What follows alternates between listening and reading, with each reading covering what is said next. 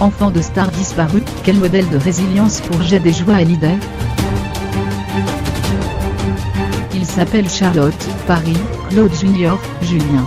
Avant les Benjamins de Johnny Hallyday, ils ont eux aussi grandi sans un célèbre papa. Un travail de deuil d'autant plus difficile, quand la légende empiète sur les souvenirs personnels. J'ai vécu douloureusement, à 19 ans, la mort de mon père. J'aurais pu ou dû m'y attendre, mais j'ai été foudroyé. Tout le monde s'est approprié sa mort, alors je me suis enfermé seul chez lui et je fuyais dès que j'entendais ses chansons. Comme c'était violent, pas assumé, cauchemardesque, je n'ai jamais réussi à faire mon deuil. C'est la fille de Serge Gainsbourg, Charlotte, interviewée par le magazine Elle, en pleine promotion de son nouveau disque, en octobre dernier, qui a sans doute le mieux résumé la difficulté pour Jade et Joie de se construire sans leur père, alors que le culte de l'idole Hallyday ne manquera pas d'être entretenu.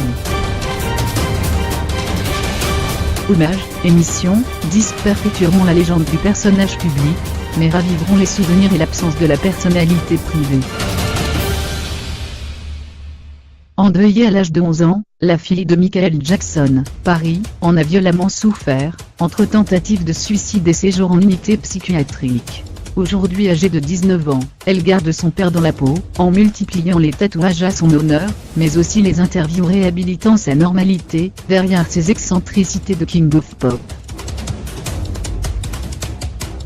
Bénéficiaire, avec ses frères Prince et Blanquet, d'une fortune évaluée à 240 millions d'euros, au moment de la mort du chanteur, la jeune femme se pose également en héritière morale, autorisant dénonçant les célébrations. De ce côté de l'Atlantique, les fils de Claude François, Claude Jr. et Marc, et ceux de Joe Dassin, Jonathan et Julien, veillent aussi scrupuleusement à l'exploitation de l'image paternelle. Gestion des catalogues, perception des droits d'auteur, édition d'albums et de DVD commémoratifs. C'est pour eux un travail à plein temps, une façon, plus ou moins discutable, de vivre à la fois sans et avec l'être aimé disparu.